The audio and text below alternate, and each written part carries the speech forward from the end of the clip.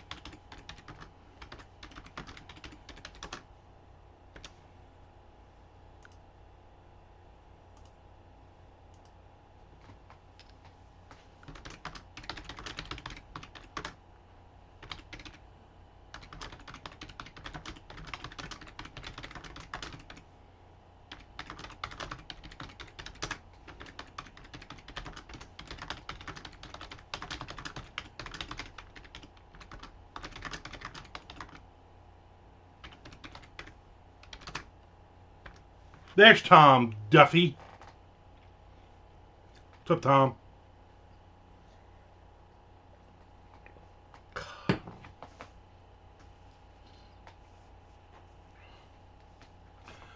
I'm on chapter 43. I'm finishing this up. Chapter 43 of 50 of Down and Dirty 3. My goal is to have it done by the end of this month. Get some words in. If you can get some words in, that would make me very happy, because I got a couple of ideas coming up for us. Now, the idea that I had, which I'm not going to tell you what it is, based on what you wrote,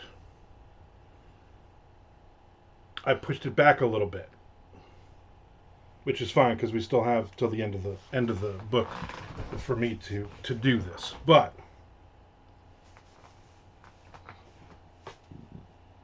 we'll see what happens. That's the fun of not having an outline.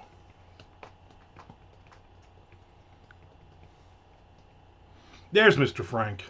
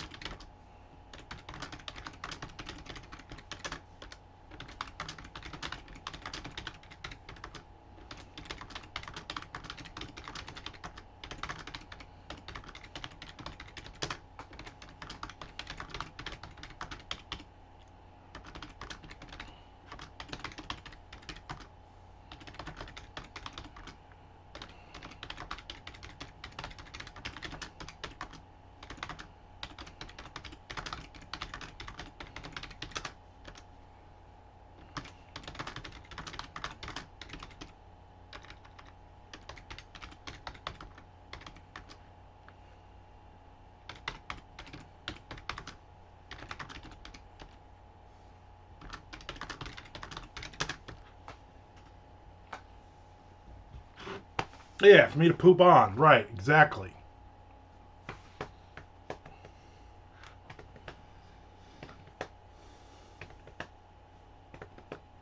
My wife was supposed to take my sister-in-law to the airport at 6 o'clock this morning, and of course, like always happens, her sister was like, hey, don't be mad, but I'm not getting up. So I've changed it to Wednesday. Hopefully she changed it to like afternoon or something. So my wife will be home tonight, which I didn't think was going to happen, which is good. But that means tomorrow I will officially start running my ass off and all that. I do want to get at least get to this page, but I want to get to the next page because then this is the end of a chapter. And then I'll have chapter 44 to 50 to write on Down and Dirty 3. So I'm excited about that. We get some other stuff done this afternoon. Also, this is exciting. Dirty Deeds, my book that's been in Kindle Scout since January of 2016. I secured the rights back to it. And I will get that in November, end of November, towards the end of November this year. They will give me my rights back, and then I will be able to release it on my own. And I just got to make sure that I can. I know I can. I just got to figure out the way to do it to keep all the reviews, since there are thousands of reviews on the book. And then I can do whatever I want with it, which means I'm going to do some box sets for it. I can do advertising now for it. I can do a lot of really cool things with it. So that is very exciting. No, it was only a 5-year contract. So I should have gotten it back in January 2021 if I wanted it back. However, up until about a year ago, there was only about 15 or 20 books still in Kindle Scout. And they were giving us doing 99-cent sales. We're getting book bubs. We're doing a lot. I was making a crap load of money from that book still. Over the last year, they've basically checked one person now doing Kindle Scout, and they've basically given up on us. So no, those are only 5-year contracts, and it was only for the ebook. Now the original year contracts, they also got ebook, print, no, ebook and audiobook rights, which I didn't do. I did my own audiobooks. So some of the people are now just getting their audiobook rights back from them. I already had that. So, that was only a 5-year contract, which I'm very happy for. Even if it was a 10-year contract, they're basically, if you ask, they're giving it back. And it only took me, I asked them on the 9th, and today's the 22nd. So, pretty damn quick for them to say, yep, all your rights are back on whatever, November 25th, you'll have everything back, which is awesome. And so, again, I can do box sets, I can do advertising now, I can do whatever I want with it. So I'm very excited about that. That should be really, really good. So I'm thinking about doing 3 box sets. Book 1 to 4, 5 to 8, 9 to 12. And spread those out when I have holes next year to fill with releases. Because January, February, March, me and Tom, this thing we're working on right now, that should be released. And then when Tom moves down here to Jacksonville, then we will figure out if we're gonna still write together. I would like to, and would think up another trilogy. It's Tom's turn to think up the next idea, but we're not going to touch it until he gets down here next year. Are you thinking of doing a Yiddish translation of the book now that you've got the rights back? It's always an option. Yiddish is always an option. I think Dirty Deeds in Yiddish is of all. I don't know. I don't even know how I said that right.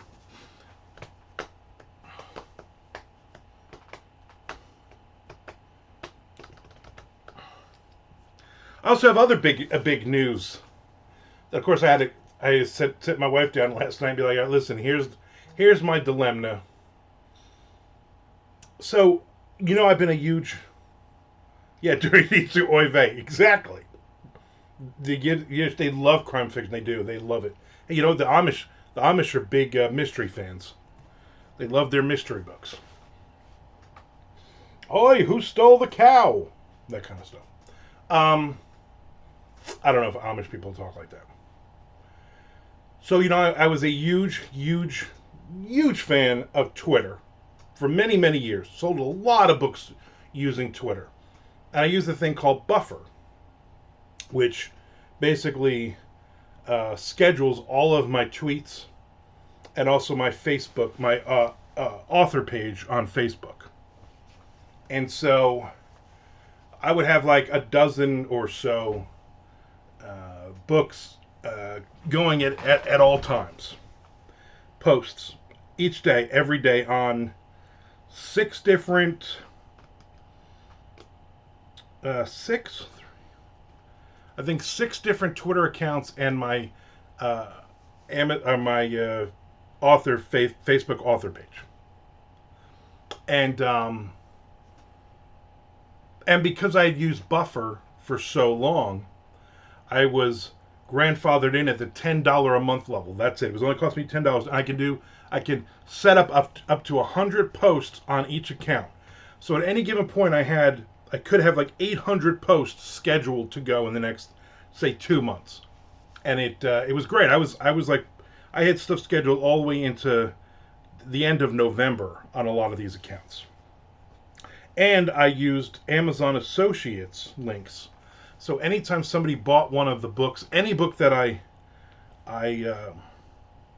posted, any book that tagged, if you clicked on it for the next 24 hours, if you were on Amazon and you bought anything, didn't have to be that book, could be anything, I got a percentage of that, a small, basically an ebook, a $3.99 ebook, I got like 4 cents.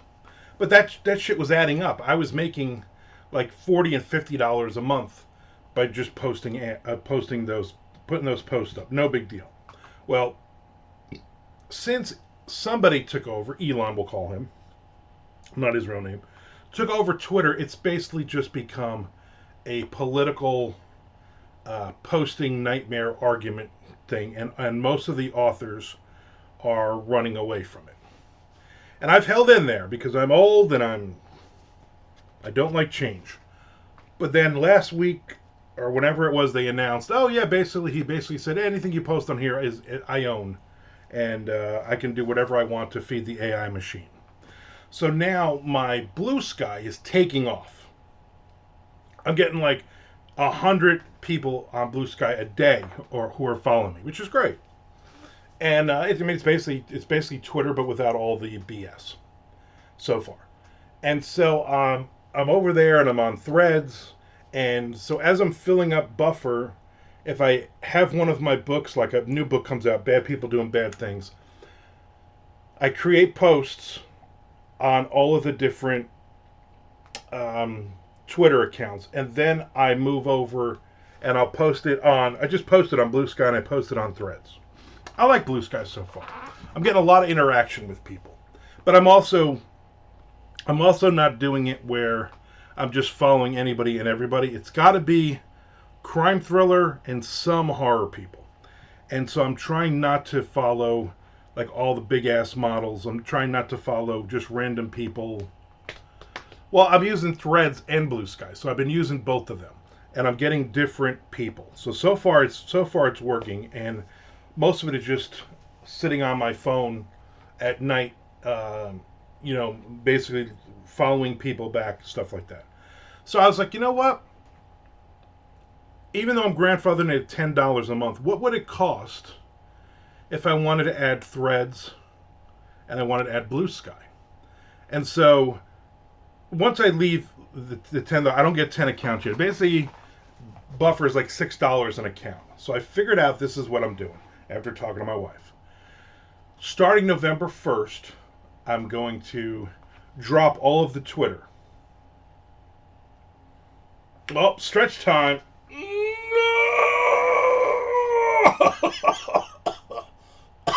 Ooh.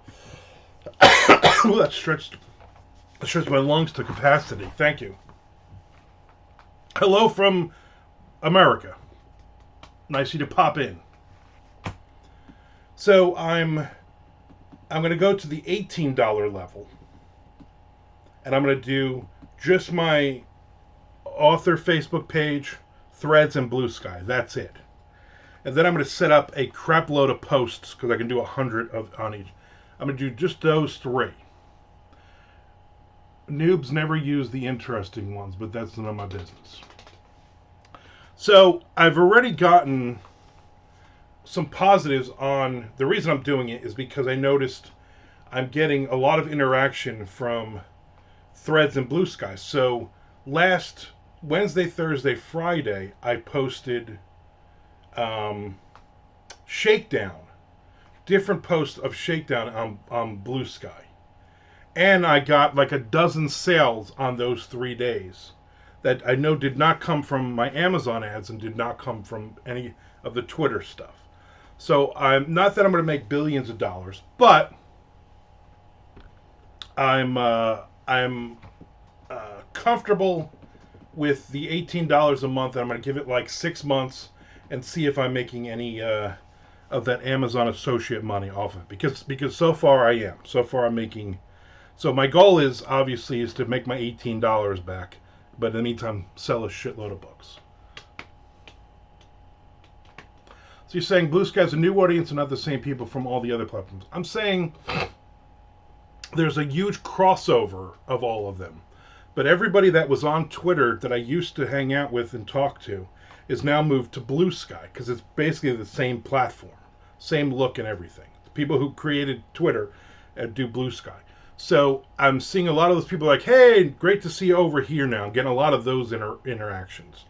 And I'm posting the same stuff that I was posting on Twitter on Blue Sky, and that seems to be working. Threads, I haven't really posted a ton yet. I know there's follow limits on both. I think it's 7,500 people you can follow. Are you getting a lot of engagement from the French? Yes, I just got one. We're watching it live in the feed. So the for me it's I got to do something. I got to do social media. Croissant. Oui oui. So that's my thing. So will it work? Who friggin' knows? I'm gonna try it for about 6 months. It's part of the master plan now to do that. So we'll see what happens.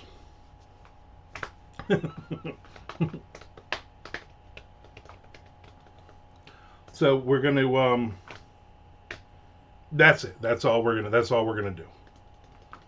See if it works. I go up another lousy $8 a month on that. It's all tax write off at the end of the friggin' year anyway. So whoa, Mr. Frank, stop using profanity on here. I made myself because I thought my wife was not going to be around. I I bought a shitload of food the last couple of days. I was like, "Hey, you're ordering food because we get delivered. We get the food delivered. We're lazy."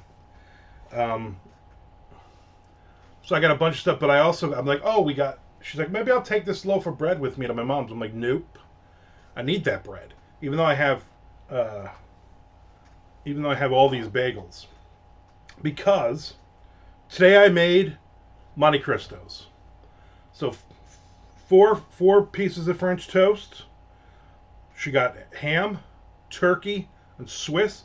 I melted the Swiss on top. Had that for lunch, and it was friggin' delicious.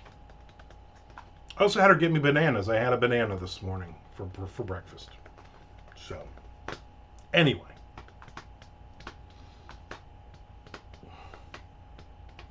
you two are just going at it. You French and non-French people. And so I made Monte Cristos with French toast, or as our new friend would say, just toast, because he's in France. Just like people in Sweden, they just say meatballs instead of Swedish meatballs. I'm so French, I couldn't care less.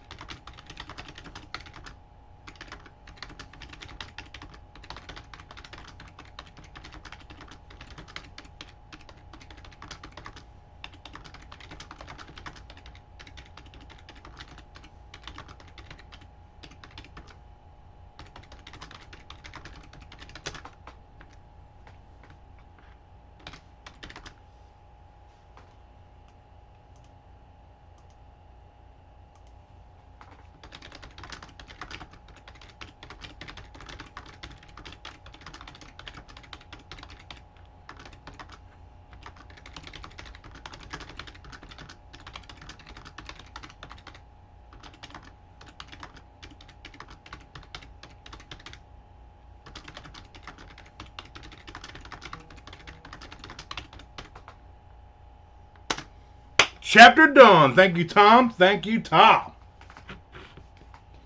My English is a little bit rusty, but I'm learning. English muffin hot toddy. Governor. Hello, Governor. I got English muffins, too. I got 2 packs of English muffins, too. I'm loaded, and all that bread from the bread thing that she does.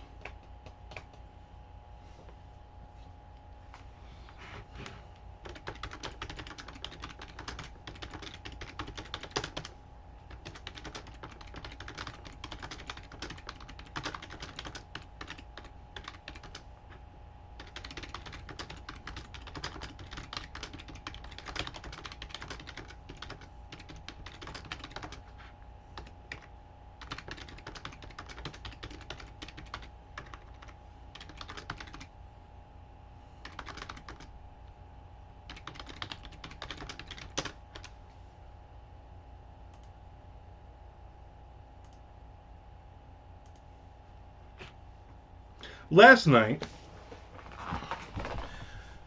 my wife, she had her office. The 2 women who work with her as well as the two maintenance workers who used to work for her. One of them retired, and the other one because she has no properties in Jacksonville right now. We all went out for Italian food, and I went, and then her who works for her, Michelle, her husband went. So it was the seven of us. We went to an Italian place they had picked that I'd never heard of before, and it was when Shelly told me, I was like, "Wait a minute! It's like a cafeteria. Like you walk up to a counter and you have to order your food, then they bring it to you. It's like fast food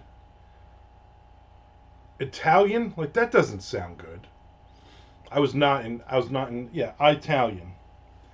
And so we went, and then while we had to wait, a couple people were late. We grabbed some menus. We pulled some tables together. We sat, and I was like, you know what? I don't know if any of this is going to be good. So, give me an eggplant parm. Why not? Because like I'm not going to make eggplant parm at home. You know what I'm saying? I can make chicken parm at home, or my wife can. I can make all this stuff. What's the one thing on here that I like that we're never going to make at home? Eggplant parm. Boom, give me that. No, they don't. They did not have gabagool.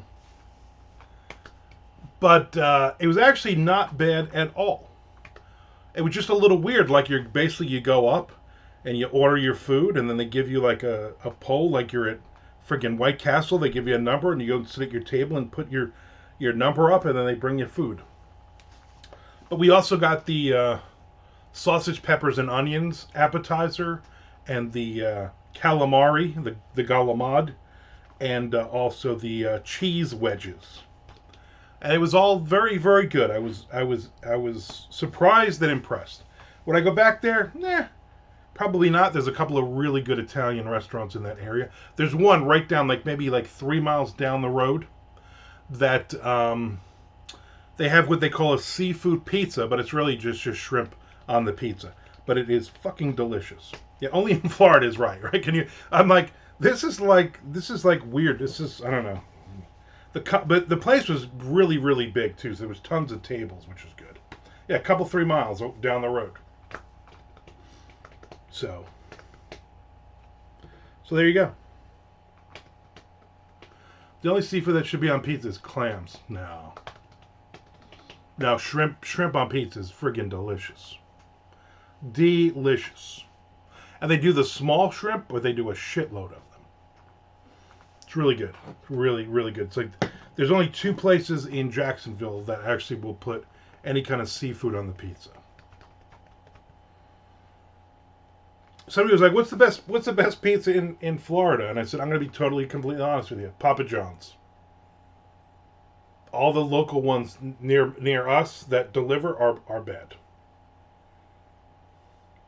Pineapple shrimp. I do like pineapple shrimp. That would be delicious. My middle child, Isabella, loved Hawaiian pizza, pineapple and ham on her pizza, and it would drive everybody else nuts. And I would always order one, and I would always eat the other half. And I don't mind it; it's not my favorite.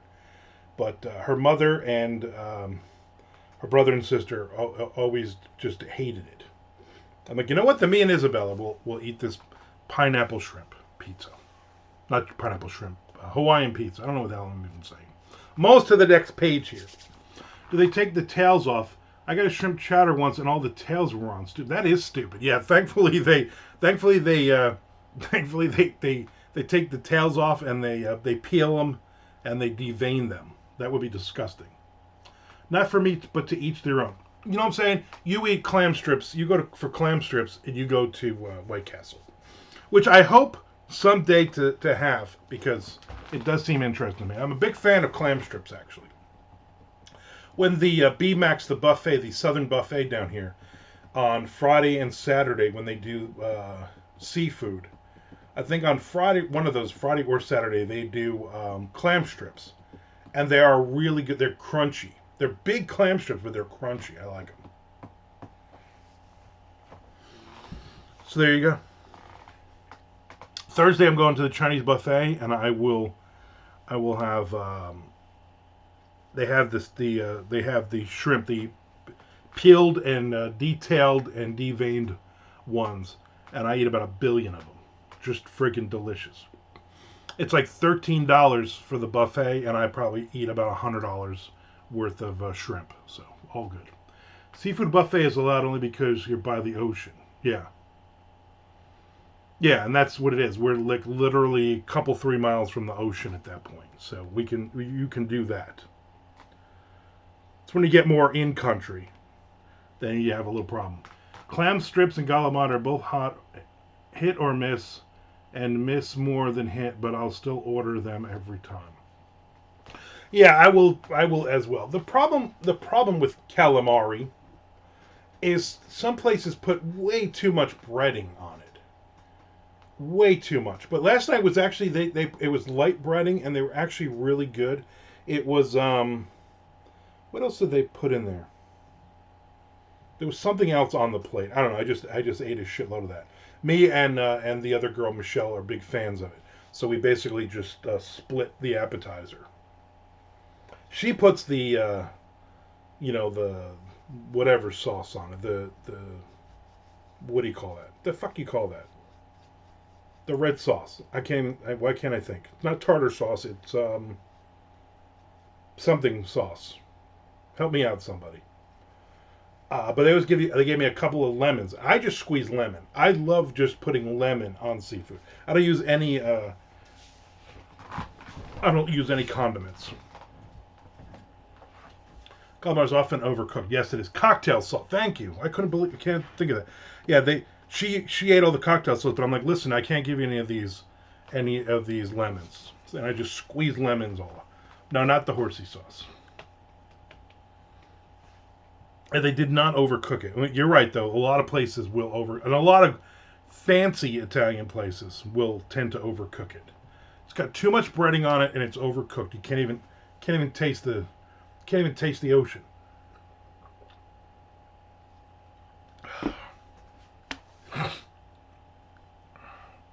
But since my wife is coming home tonight, she's gonna run and pick up all of the Halloween candy. We're going to probably spend the night putting bags of candy together and watching the last 2 episodes of that Dear Child show from Netflix. And then, and she's going to bring home Arby's. Some Arby's sliders, because that's what I want. I'd say most places will overcook it. I would agree with that too. I hate when they mix in fried veggies too. That's a big move. There was fried veggies. I gotta look this up. I gotta see if I can figure out. It's Mandola's Kitchen.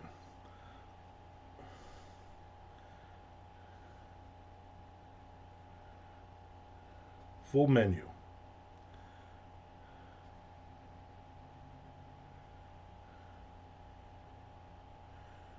Why don't they have... Just give me the menu like I saw the menu, am I right?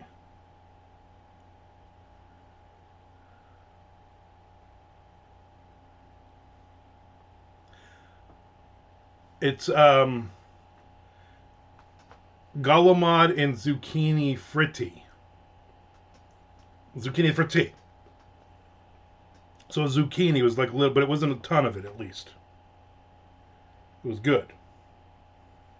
I mostly ate the... No, not Nelson Mandela. That's a couple 3 miles down the road the other way. But they still give you plenty of food. The trays were pretty big, the appetizers. And the sausage, pepper, and onion was freaking delicious too. Really good. They have a sausage, pepper, and onion sandwich. I did not get, but now I'm thinking I think I have sausage. I think I probably have peppers and onions. I'm gonna maybe make one. So immediately she was like, "What do you?" Because she went up to order for everybody, and she just wrote it all down. I'm like, "I'll have the hot dog platter." That's my running dad joke. And everybody laughed. Hot dog platter. Like it's not really not that funny.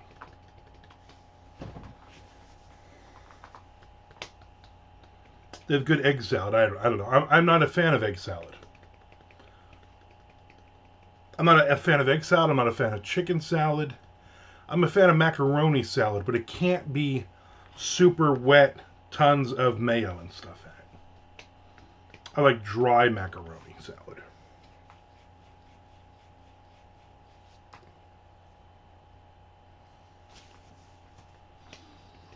But people got the. My mother always said never order egg salad out. Yeah, we went when we were kids. We went to. My dad would play softball for his for work for New Jersey Bell. They had their own. They had a softball team, and people, all the wives would bring food and stuff, and you'd be out in the park, and I was even like as a kid, I was always like, I'm not eating any of this salad, any of this crap. There's Mr. Oh, okay, Mr. Frank. Um, I'm not eating any of this stuff because it's been sitting out for like hours. Like the game starts at like 6 o'clock, right? It's like a beautiful June evening. Picture it, Newark, New Jersey, 1982, 6 p.m. The bugs are out. All the players, they have like 4 coolers filled with beer. They're all just getting drunk. And they have all this food out. And there's like those little grills in the park. So people are making hamburgers and hot dogs and stuff. And I'll eat the hamburgers and hot dogs. Of course, no condiments on it. Of course, then they would always make it. They'd always like make a giant tray of hot dogs. And they would put ketchup on all of them. So then I was like, well, I can't eat a hot dog. Can you, hey, miss, can you make me a hot dog with nothing on it? And half the time they're like, oh, we already made all the hot dogs. I'm like, that's a bullshit move, you fucking bitch. And I punched no. But the macaroni salad, the potato salad, the egg salad, all that stuff would just be sitting out. And and even as a kid, I'd be thinking, people are going to get sick. People are going to throw up and die. Let me have this male stuff that's been sitting in the sun for 6 hours. Yeah, and there would be people that would be like, it'd be like 9 o'clock now, okay? It's just getting dark. It's 9 o'clock. Game's over. My dad's team probably lost. Remember, they were the 609, because that was their garage number. And they would be drunk off their ass and cleaning up, and then the wives would all be packing up their macaroni salad and all this stuff for like, we have an extra potato salad for tomorrow for lunch. And I'm thinking, you're going to die tomorrow at lunch. It's sitting out in the sun for like 3 hours. And then you're going to bring it home and put it in the fridge, and you're going to open this up tomorrow and you're going to get killed. What the hell is wrong with people in the 80s? So many people died. Those were good times, though. Those were good times. Going to see my dad playing softball. My dad was a second baseman. He never pitched, though. He hated pitching. It was the 80s and we were all down with the ladies. Exactly. I believe Tone Loc was just hanging out in the park at that point. Just rapping. Whatever the hell it is he does. Yeah, so that was always interesting, going to his games.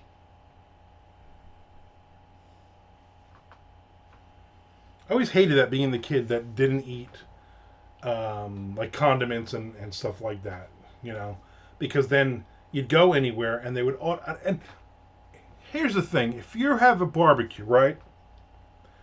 Why are you making all these hot dogs and putting them all in the buns already and then putting ketchup on them? Why are you doing that? I never understood why they did that. Just make a bunch of hot dogs. You throw the hot dogs on a plate. You put the plate over with the rotting macaroni salad, and you have a bag of hot dog buns, and everybody makes their own fucking hot dog. Remember when your dad would take you to the strip club and leave you in the car running in the parking lot? Yeah, but it was nice out, so he would just roll the windows a crack for us. We were fine. That was before you weren't allowed to leave your kids or your pets in the car, so it was good. Because you know why? Here, Here, I just bought you this Captain America comic book. Take your time, read a page, like, I don't know, every 30 minutes, because daddy's busy trying to find your new mom. I remember in Avenel, up in Rahway, that area. I think it's on. I don't know what that road is. It's one of the main. Like, I want to say Route 9, but I don't think it's 9 or 1. It might be 1. Anyway, up there was a McDonald's that they had converted into a strip club. This is back in the early 90s. This might have been like 1990. And you literally walk through the front door, because I worked around the corner there, and I had to do some deliveries. I worked for a roofing supply company, and I was in the I ran the mail room. Very boring. I was like 20 years old, and a guy was like, "Hey, I need a worker. You got to come help me with this thing." All right. So I go and help him. He does a delivery, and all basically I did was just make sure he didn't back in and hit the house.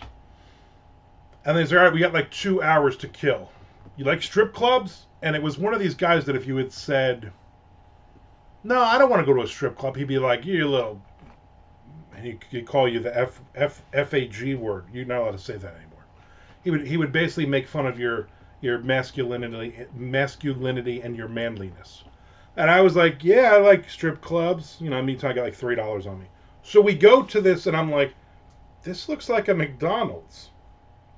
But the marquee had like, lap dance, $20, something like that. So we go inside, and you walk into the front of McDonald's, and there's basically the counter is still there. And you just walk up to the counter, and there's some dude standing behind the counter. And he's just like, "All right, it's like $10, whatever it is to get in, And I'm like, I don't have any money on me. I didn't know we were doing this. The guy paid for me. And then literally you go around, I guess where the bathrooms used to be, or the rest of the dining area in the back on the side. But it was all, like, all the windows had garbage, like black garbage bags over it. And they literally had the booths.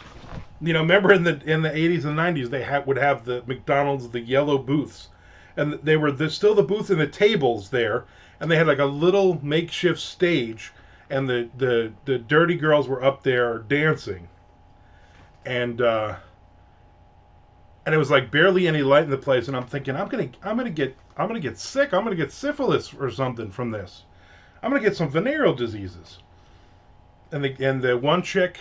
Very, very, very large McBoobies.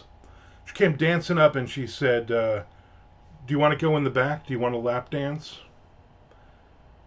And I just was staring at her boobies. And then the driver, was like, "How much?" And she's like, 30 for the two of you. And he's like, "No, not the two of us, just for me." And she's like, $20. He's like, "All right." She's like, "Give me the $20." And then they went in the back for like 5 minutes. And then I just sat there like, "What the fuck are we doing?" It was like really, really disgusting, and it was disgusting for a New Jersey strip club. That's how bad it was. Frank understands what I'm saying. This wasn't the Chicken Shack, you know what I'm saying? This is worse. And then finally he came out and he was like, "All right, are you ready?" And I'm like, "If you're ready, I could just sit here and stare at these old ladies all day. But if you want to go, let's go." Yeah, volume discount. Yeah, it was volume discount on that one. She's like, I'll take everybody in here for $100." There was like, I remember it was like 3 or 4 old guys sitting. There was literally a booth with Ronald McDonald. Remember they used to have the one booth with Ronald McDonald still on it? And they weren't in any order. Like they were just kind of like thrown in areas. So you just kind of sat on the... It was worse than Pumps. It was worse than Pumps. And then we just went back, and I'm thinking, my God, I never want to do that ever again. Might have been the last time I ever went to a strip club in my life. I was so distraught. Pumps. Pumps is great. I'll tell you the best part of Pumps. This is how fat I am. Friday night when they had the all-you-can-eat buffet, when they would have the food, I would go in there and eat. The hell is wrong with me? I'm eating I don't even remember what they would have. I'm eating like spaghetti at the strip club. Good times. Good times.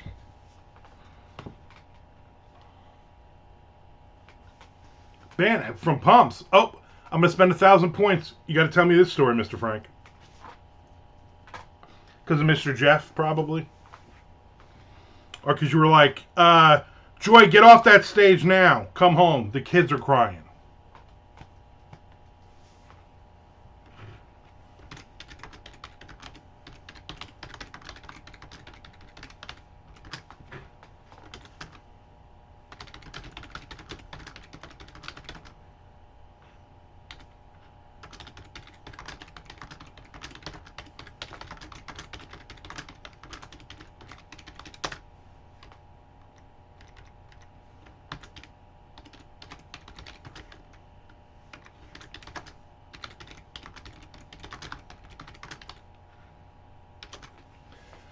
Almost got banned from Bar H2 because Mr. Jeff kept addressing the dancers as stink leg.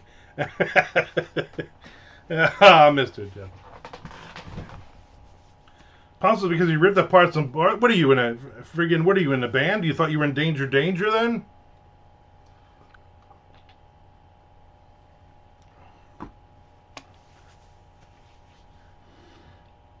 I was in. I'm going to say two things here. I don't know if you know. I know you know one of them.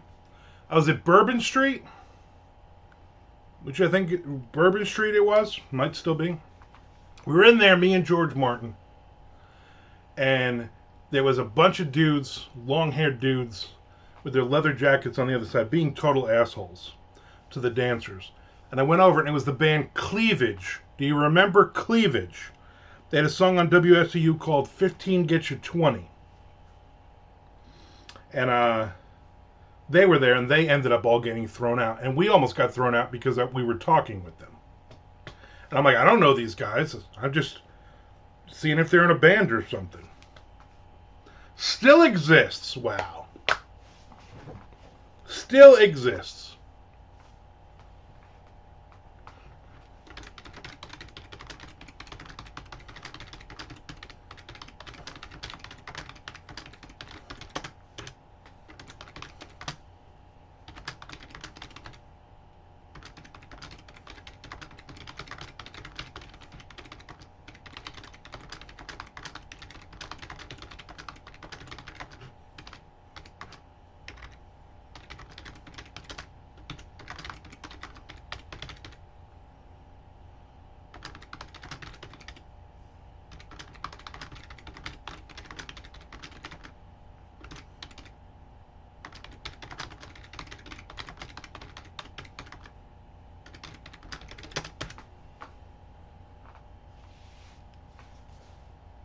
And George Martin got thrown out for not writing the last book. No, different George Martin, although, they're both from New Jersey.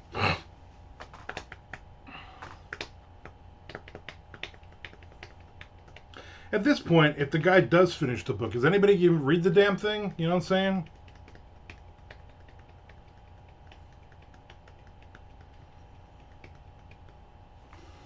I mean, like, talk about procrastinating, I get mad if I'm co-writing with somebody and they take a week to write a chapter. I can only imagine, like, oh yeah, I'll write this in 12 years. I just realized on my keyboard, the A is worn off and part of the S is worn off. Lucky I know where the letters are.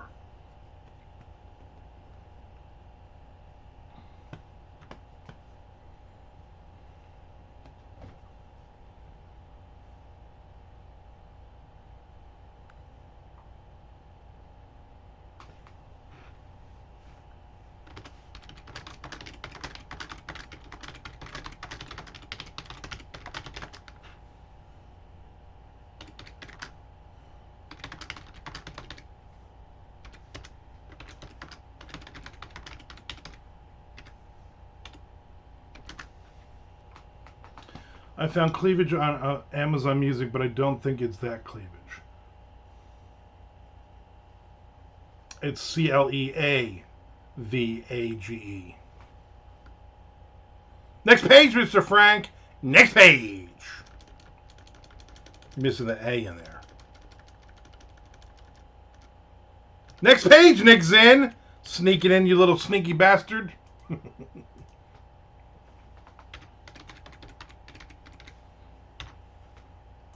And their song was 15 Get You 20. I don't know if it's on anything. I mean, they were very, very local. I think it was like just a demo. You probably find them on, I would imagine, like anything else, you find them on the YouTube. The E, A, S, D, L, C, V, N, and M are more off my work keyboard. Not whatever. Not whatever.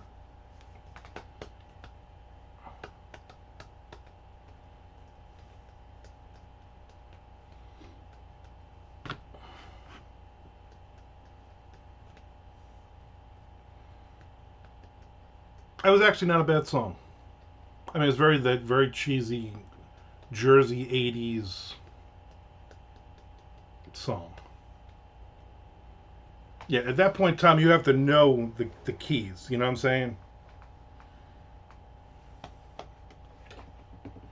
So, but I've finished chapter 43.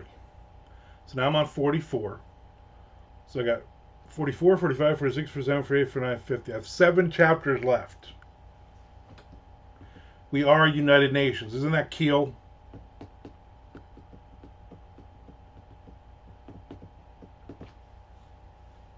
According to Chuck Buda, the new Keel is amazing.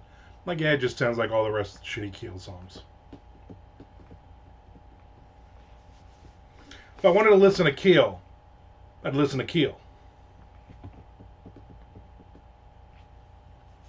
Or something like that. All right. All right.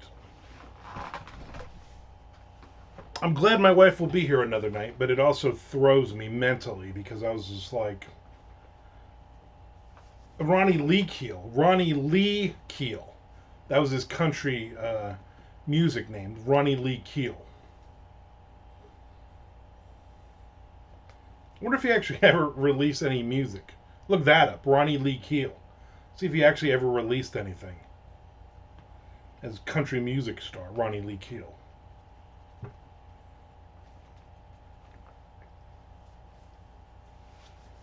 I'll look it up on my phone.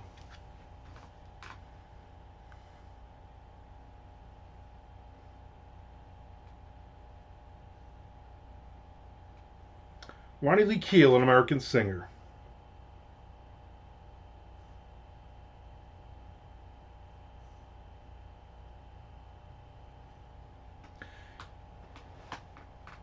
Singer for Ron Keel Band, Keel, Steeler, and Saber Tiger. And has also fronted Iron Horse, Fair Game, and the Rattlers.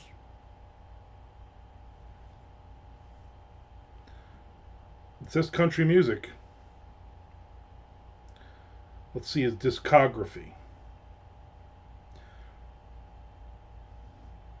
In 1995, he released Western Country. This is his album.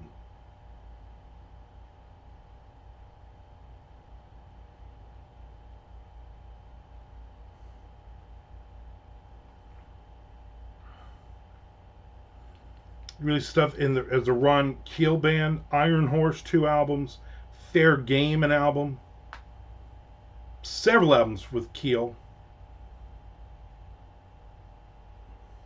That one Steeler album, I think the Steeler album had Yngwie on it too. Let me see. Yep, Yngwie, who joined Alcatraz after the album was released. Bassist Rick Fox, Rick R-I-K, Rick Fox would form Sin. Drummer Mark Edwards signed on with Lion. Remember Lion? Those guys were pretty good. That's a pretty good album, Lion. Ron Keel would spin off Steeler into Keel. Was he also in Dipstick? I believe he was in Dipstick. I believe you're right.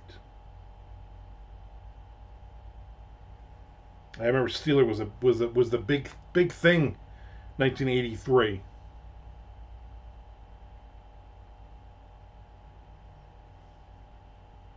Ron Keel Band, the first album they put out in 2019, Fight Like a Band. It's the name of the album.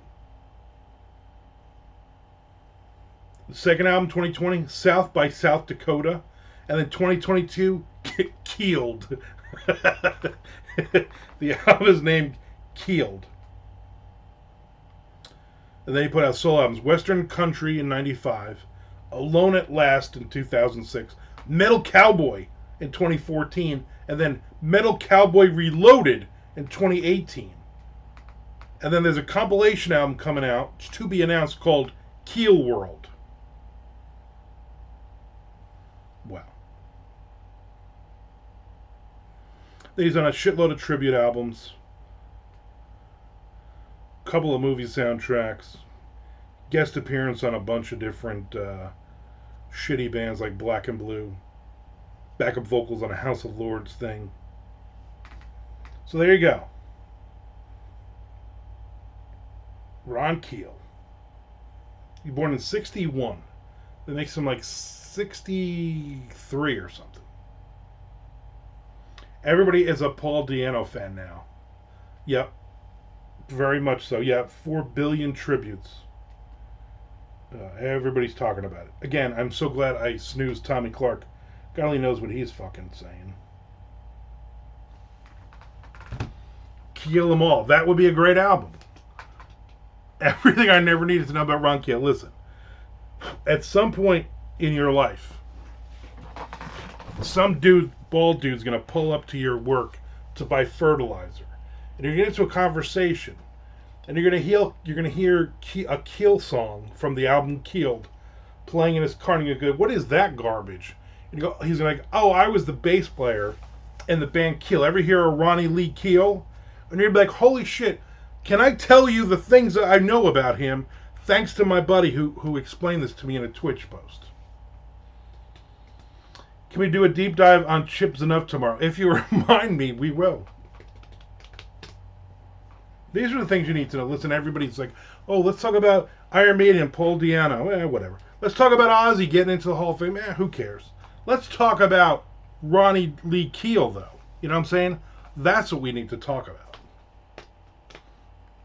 Is what it is, people. Is what it is. I'm sure that by now that dude from France is way gone.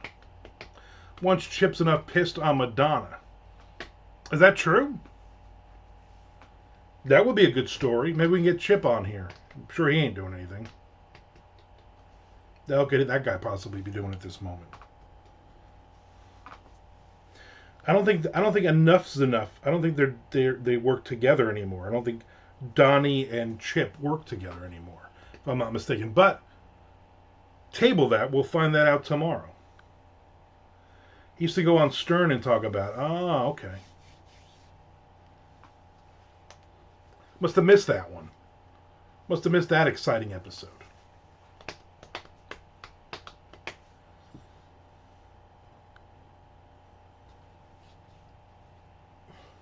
There was I'm sure you've heard this, Frank. A few months ago, there was a dude who had always taped Howard Stern shows, right, from the radio. You know, just put your boom box or your tape recorder near the speaker, and then just record the whole show. And then years later, then he took all of them. He recorded every show, and he would run like dueling tape decks and all this kind of crap. And he would then he would basically put them on once the intranet got big. He would put them on. He had like a website, one of those like GeoCities or Angel Fire, something like that. And he would put all the episodes up there and rotate them because you didn't have the bandwidth at that point. But now he has like his own website, and he has literally like supposedly every Howard Stern episode ever, kind of thing. And then Satellite Radio and Howard Stern, they sued him to take them all down, and so he did, and then they wanted the copies, and he just took down his website and basically wiped them all out to be a dick. Like, well, I can't have them, nobody can listen to them for free, so you can't have them either. That was interesting. Reason 1057 not to go near Madonna, pretty much. She looks atrocious now. She looks. What's the saying? I wouldn't bang Madonna with your penis. Although I'd have to get really close to your penis then, and that. I mean, the whole thing is just wrong. Sounds about right. All right. I'm gonna go. I'm gonna go now. I'm gonna go and do a little reading. Then I'm gonna read the next chapter Tom's written, and I'm gonna write my own chapter. And then I'm going to go hang out on Blue Sky. But Donna looks like my 80-year-old aunt's kneecap, pretty much. Yeah, she looks awful. I wonder if she's still doing that fake British voice. See you later, Nick. Thank you for jumping in. Appreciate it. Cleavage. Remember, the band's Cleavage. 15 gets you 20.